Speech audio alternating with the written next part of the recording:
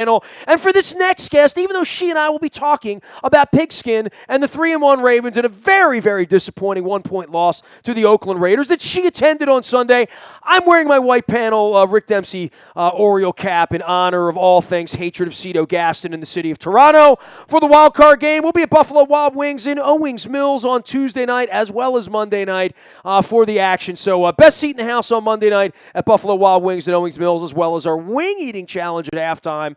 I'll be present for that. And then on Tuesday night, of course, wild card viewing activities at Buffalo Wild Wings in Owings Mills. Come on out, root the birds home for game 1 that really is game 7. She was in the press box as well as in the locker rooms after the game doing all the things that she does as a senior writer for Sports Illustrated and a partner with my man Peter King at the MMQB. She is one of our defending champions. We welcome Jenny Vrentis back onto the program. Jenny, you are banned from here to 4 for all things Ravens games. You came, sat in the press box. We lost. We can't have you back anymore.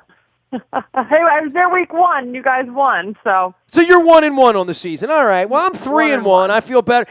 Now, look, we've talked so many times about this Oakland Raider team, and I know you've written about it, and I'm sure that was part of the MO of being there, was seeing the Raiders play on the East Coast and what they were up to. We knew this was an improved football team. I think we saw all that, the first 3 games. We saw that all day on Sunday as well.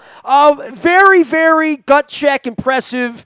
6-play, 1-minute drive late in the game with everything on the line. I'll tip my cap to the Raiders. They were the better team on Sunday. Yeah, it was one of those weird games, right? It was kind of sloppy. There were a lot of penalties, a lot of drops. It could have gone either way. So it's hard to make too much of this game necessarily. But I think for the Raiders, it did sort of prove that they're legitimate, that they can be contenders in the AFC. And I think for the Ravens, it just was a sloppy day. That was my takeaway. Well, and losing a game at home is never anything that makes John Harbaugh or Joe Flacco excited. And, there was extra frustration in the locker room. And, these are guys with rings. These are guys that don't need the money. They're just, they want to win. They want to win so bad, and they want to win again. And they had a lead at home. It was a 6-point lead. They battled to get it. Steve Smith with this incredible play that I'll get to again later on. But to have the defense fold up, and then as Flacco, showed in the postgame, to have the offense not be able to at least get Tucker somewhere 55 yards in, 60 yards in, at some point to be able to kick a ball to try to win the game, man, that's not going to sit well in Owings Mills for the next 6 days as they prepare for the Redskins.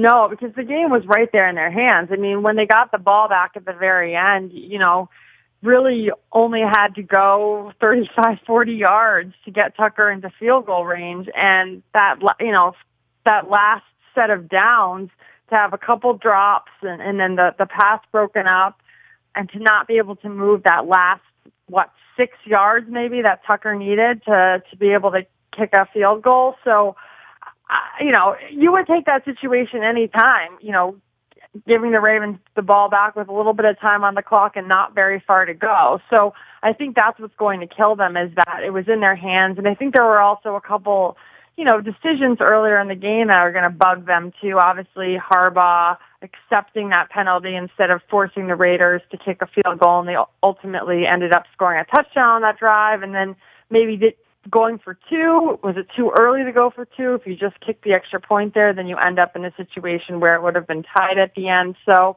I think there are just some couple situations where there's a few people that are going to be kicking themselves until next week. Jenny, you're in the prediction business, as is everyone at the MMQB, and, during the offseason, you get all the ebbs and the flows, and we're picking these guys up, and maybe Perriman's coming back, and, Steve Smith, the old guy, he's hurt. He thinks he's going to play again, and Dennis Pitta, who everybody in the universe thinks can't play anymore, well, he thinks he's going to play, and lo and behold, we're a quarter of the way through this season now, and Pitta and Smith have been the most reliable options, and Mike Wallace has sort of resurrected himself here. Perriman's dropped a couple of balls. Kamar Aiken's been hidden. But more than that, I don't think at any point here we discussed in the offseason with anybody about the Ravens having a bunch of receivers or that they would even be okay at the receiver position, that it was going to be a question mark the whole way. It's been okay, but the real question for me is where's the offensive line at this point? Because Flacco clearly wants to go down the field. He wants to stop this dink and dunk thing. You can't go down the field when you're getting sacked 3.5, 4 seconds in. You can't hold water that long. What they want to do, the offensive line's not really constructed to do right now. I totally agree. That was the one thing that really stood out. Obviously, the Ravens have a couple of flaws that I think were masked in their first 3 games, but still, the first 3 games were all tough wins, but good wins. But I think some of those flaws stood out, and I think with Stanley being out on Sunday, it just really showed that the offensive line has some issues. And like you said, it doesn't allow Flacco to go deep as much as he would like to. You know, the Raiders defense had been struggling, was ranked last in the league, and then all of a sudden you saw their defensive front. I mean, Flacco was pressured constantly. He was either throwing the ball away, he was scrambling, there were holding penalties being drawn on the offensive line. So, you know, that really stood out as a big area of concern for the Ravens.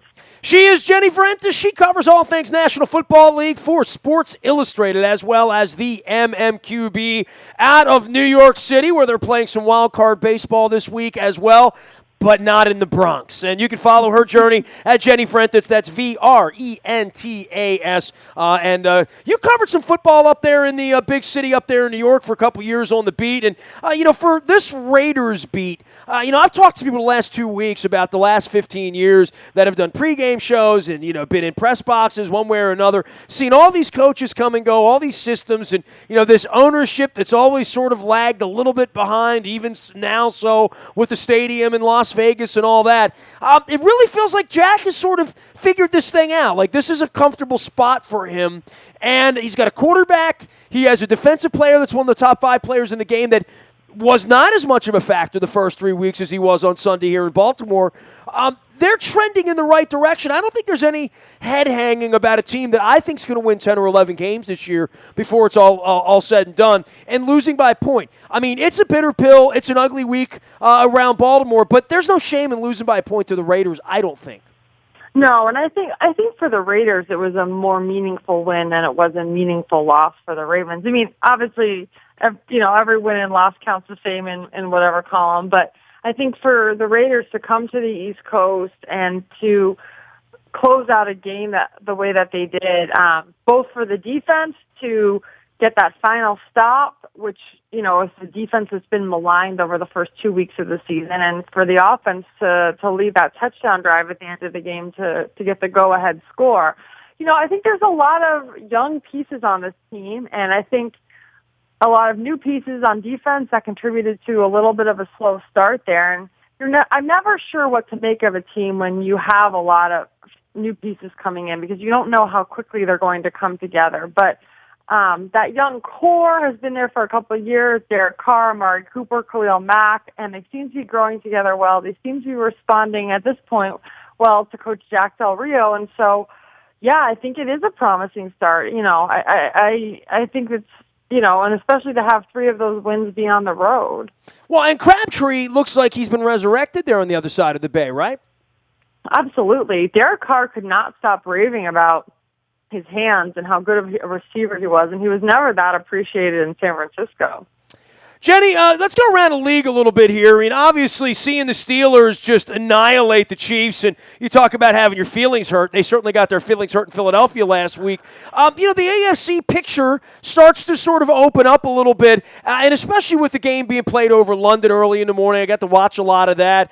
Boy, what a puke show that South Division is at this point. And I can't say much more about the East. I know, Rex got the better end of Jacoby Brissett on Sunday and had his fun, but, Tommy's coming back, and I don't think any of the rest of those teams can get to 8 wins. Really feels like a nice spot for the Ravens, and I know the Steelers are going to be, stout. The Bengals got their win back on Thursday a little bit, and I know the Raiders and the Broncos as well, but you can start to see who the good teams are going to be in the AFC right now. Yeah, and I think the Ravens are one of those good teams, which to your earlier point is sort of, the 3-1 start is a good sign because I had some of the same questions that you had going into the year. They were relying on a lot of older pieces, guys coming off injuries to play really big roles on this team, and I was a little bit skeptical. So the fact that... As you should have been, right? I mean, literally. Right?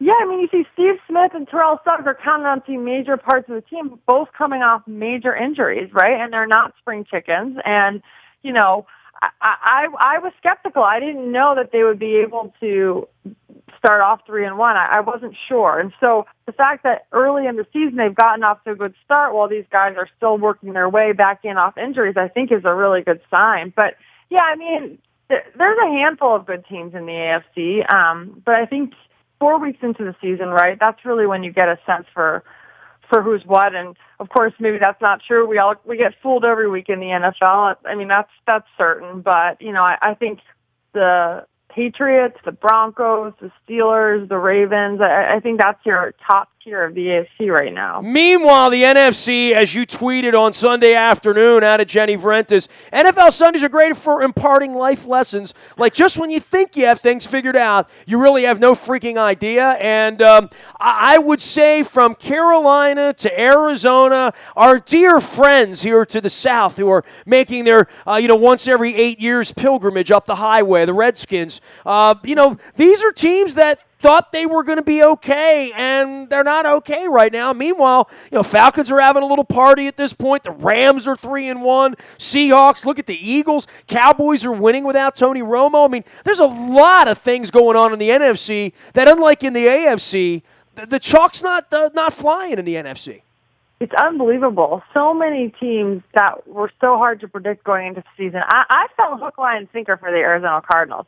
I really thought that the NFC Championship game was a blip on the radar, that they were going to come back this year, the team they were during the regular season. I didn't think it would be an issue for Carson Palmer to bounce back after that game. I thought the defense would be good again. Tyrann Mathieu was coming back. He seems to be in great spirits. And how do you not like Bruce Arians, right? I mean, literally, right? Right, and I always, if I'm ever unsure about a team, you always defer to a proven good coach, right? So that's why I like the Cardinals. Bruce Arians is a great coach. I figured he'd steer them through whatever they're going through. Now, that still may be the case, and the same with Carolina. I think Ron Rivera is a great coach, but man, no one predicted these kinds of starts from these two teams. Well, I'm hoping for a 2-3 start for the Washington Redskins this week. We'll see how the Ravens do, but certainly lots of work to be done. And Jenny, we'll be following you guys out at the MMQB. We're always reading Peter and seeing the guys and all the great work you guys doing out there at this point. We'll send everybody out to the MMQB as well as to you out on Twitter. It's good seeing you at the old ballpark on Sunday. Where are you headed next week? You guys have such a fun job. You just go wherever you want, sort of, kind of, right? Yeah, and I'm not sure where I'm headed next week. That's the fun part, I guess. It's a little bit of roulette. So yeah, I feel like it's like Maxwell Smart. You get your assignment on Wednesday. Exactly. Hey, I got my own deal going on with this baseball thing. I mean, I might be in Arlington, Texas on Thursday watching the Orioles play. I might be at home watching the Toronto Blue Jays play the Texas Rangers. We'll find out. Well, awesome. Thanks for having me on. Always great to have you on. Jenny Vrentas joining us here from the MMQB and Sports Illustrated. You can follow her out on Twitter at Jenny Vrentas. That's Jenny with a Y and Vrentas. You can find me out in the Bahia Toyota Audio Vault 24 hours a day from anywhere in the world on your mobile device by downloading the TuneIn Radio app. We come in crystal clear everywhere the internet is served, including our morning newspaper brought to you by Planet Fitness and PlanetFitness.com. Still $10 a month there. Don't forget, Monday night we're at Buffalo Wild Wings and Owings Mills for best seat in the house in Monday Night Football, as well as our wing eating competition. And back again on Tuesday. So nice. We did it twice. It's the wild card game. Toronto, Canada is the home, and the Oriole fans looking for a place to hang out. Come join us at Buffalo Wild Wings at Owings Mills for a really fun baseball game. I mean, I'm confident. That's why I wear my Oriole hat right now on Facebook Live. I'm confident. Feeling good about the Birds. You can email me anytime, nasty@WNST.net. I'm out on Twitter, Facebook, LinkedIn, Snapchat, Instagram, streaming live on Facebook Live, as well as our YouTube, WNSTV channel. We are WNST.net, AM 1570, and WNST Towson, Baltimore, and we never stop talking Baltimore sports.